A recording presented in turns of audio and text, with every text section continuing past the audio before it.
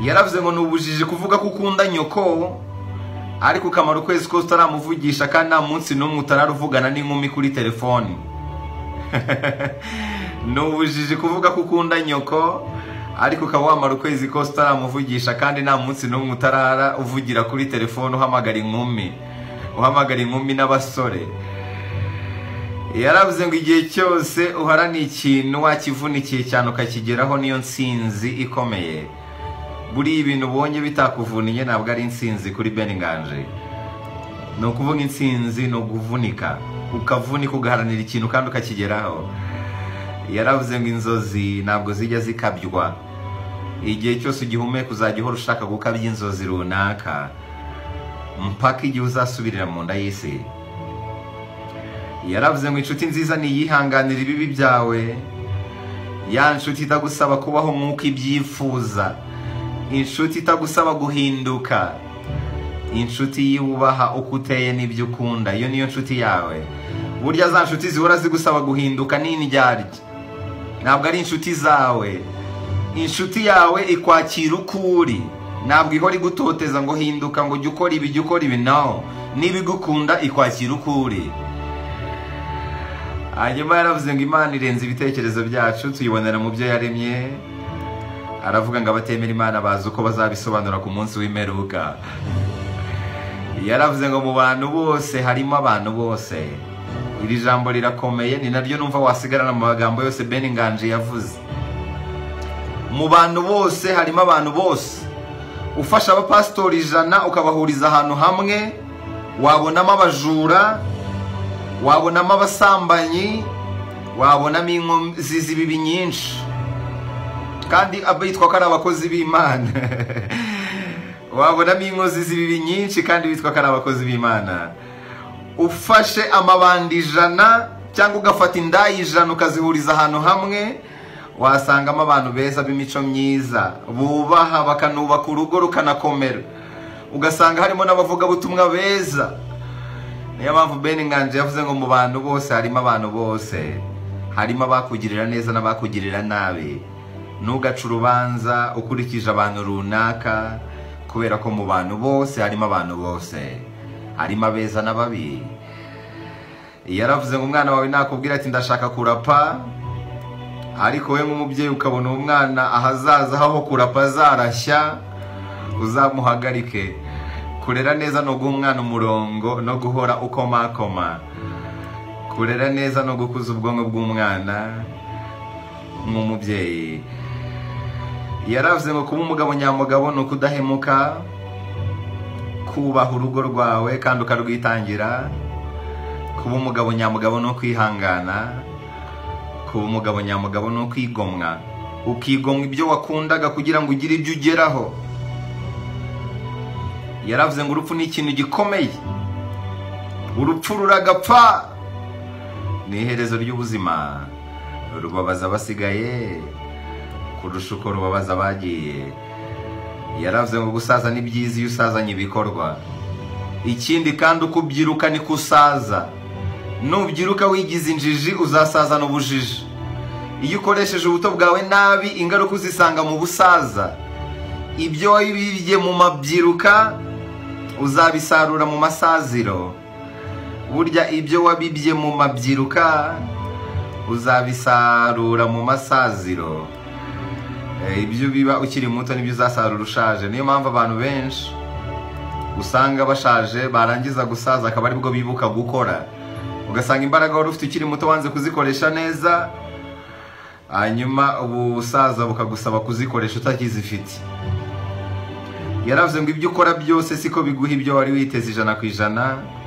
Ni nayo mpamvu yemera ko umwaka ubaho n'amahirwe akabaho.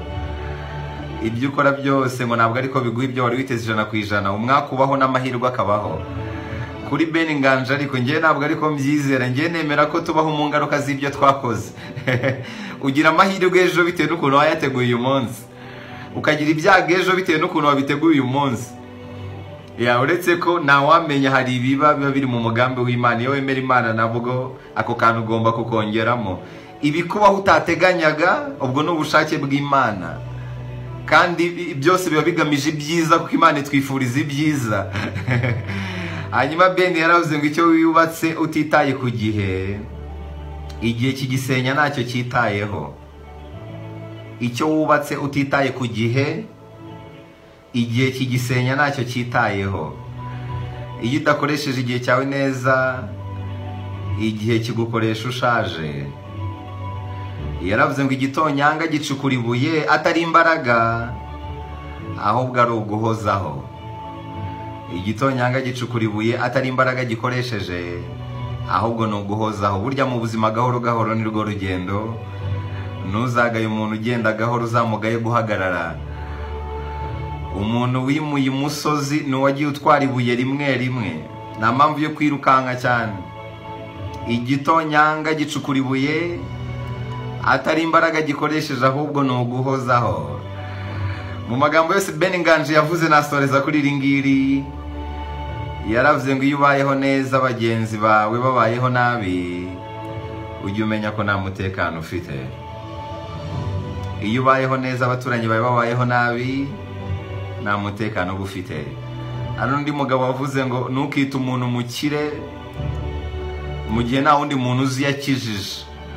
Buriya umuntu ukomeye nukomeza n'abandi. Buriya babakire bose ubona nuperereza ugasanga nta muntu n'umwe wakize kubera we, uwo mukire uzamunyuzemo ijisho. Hari abakire bana baba bafite imiri ku buryo adashobora no kubiteza imbere umuntu umwe. Uwo mukire ntabwo ari umukire. Abo ni babandi bahora bifuza abakennye mu mutima, inyuma agaragara nk'ukize ariko umutima ukennye. Hari umukire bigeze kumamo urugero, barambwira turiya mukire ngo yajyaga abwira abana bati mujye mujya ku ishuri n'amaguru, nimukishinga abana b'abarimu. Kandi yari afite imiturirwa hano mu mujyi wa Kigali kubera gukunda ifaranga, ariko yarapfuye nta kintu na kimwe yajyanyeyo, yagiye yambaye ubusa. Iri jambo ryagucitse duhurire kuri YouTube channel -- TV. Igeze no kuvuga ngo n'ubujiji bukomeye cyane cyagiye ugira ubwoba bw'ikintu utazi utaranabonaho na rimwe, icyo kintu kikakubuza gufata umugisha wawe. Abantu benshi bamara imyaka y'ubuzima bwabo baho ubuzima bumwe bubi kandi budahinduka kubwo gutinya ibyo batarabona bataranacamo.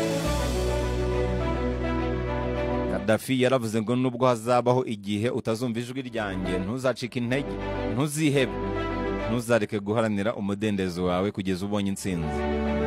Aranavuga ngo nta muntu upfa, urupfu ntirubaho, ikibaho gusa abantu bita gupfa ni ukujya ku rundi rwego rw'imibereho cyangwa se rw'imitekerereze, kujya mu isi nshya itazwi.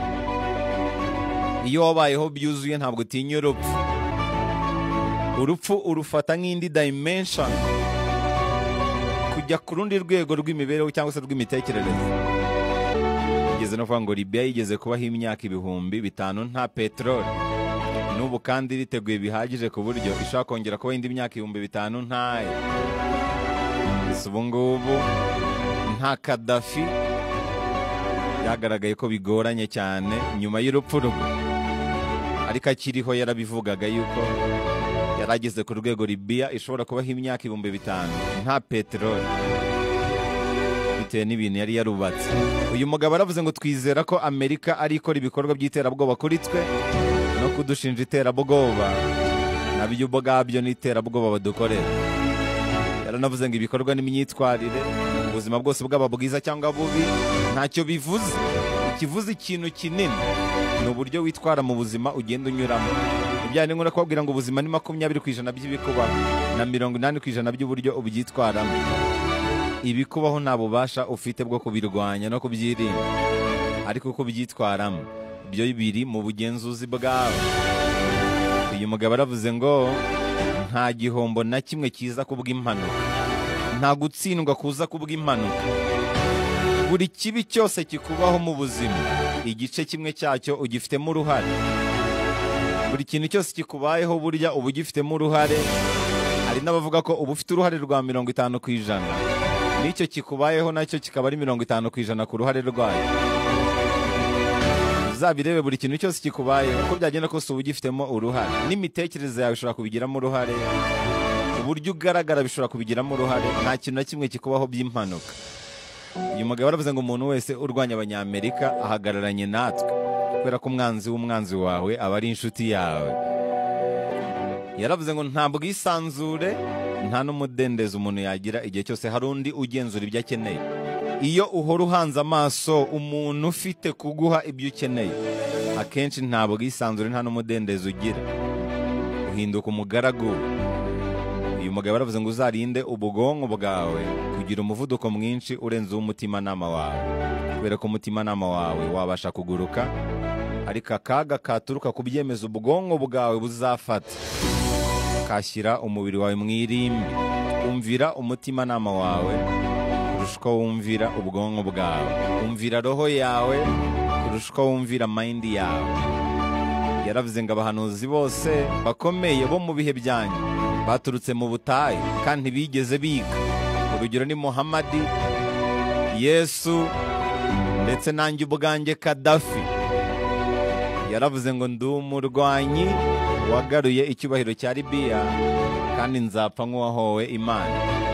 Kadafi yaravuze ngo guhatira ikiremwa muntu kwiga ukurikije integanyanyigisho zashyizweho ni igikorwa cy'igitugu. Aranavuga ngo umubyeyi ukujije umwana kugeza mu bugimbi niwe wenyine ushobora gusobanukirwa impamvu zimwe mu nyamaswa zirya ibibwana byazo. Ariyo ni amagambo meza cyane yavuzwe na Gaddafi. Ijambo ryagucitse reka dore kuri YouTube channel _TV. Yaravuze ngo nta murimo n'umwe mubi ubaho, nta kazi kabi kabaho. Burya akazi kabi nako kwica no kuroga no kwiba, akandi kose burya ntabwo ari kabi. Inzira zose ucamo zigenda ziguha izindi.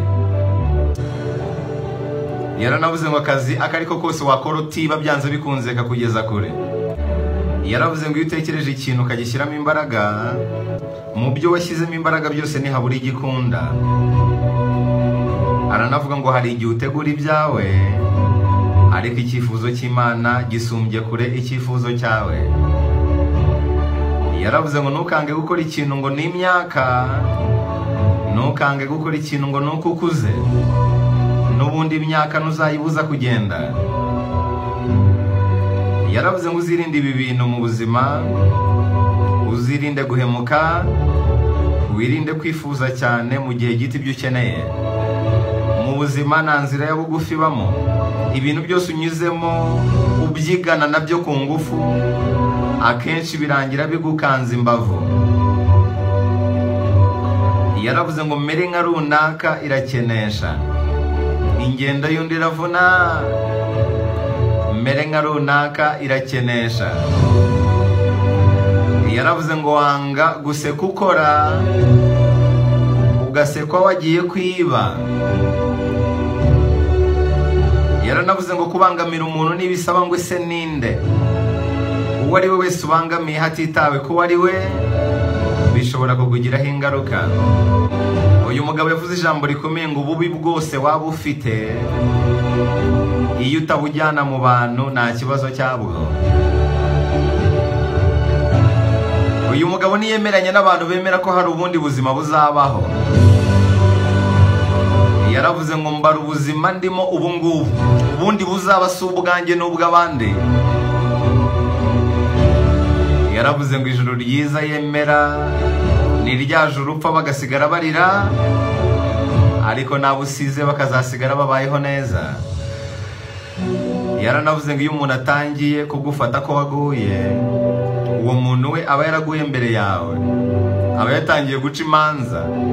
Yashimangiye rya jambo rigira riti ubuzima ubayeho ku isi bushobora kukubera ijuru kimwe nuko bwakubera ikuzimu.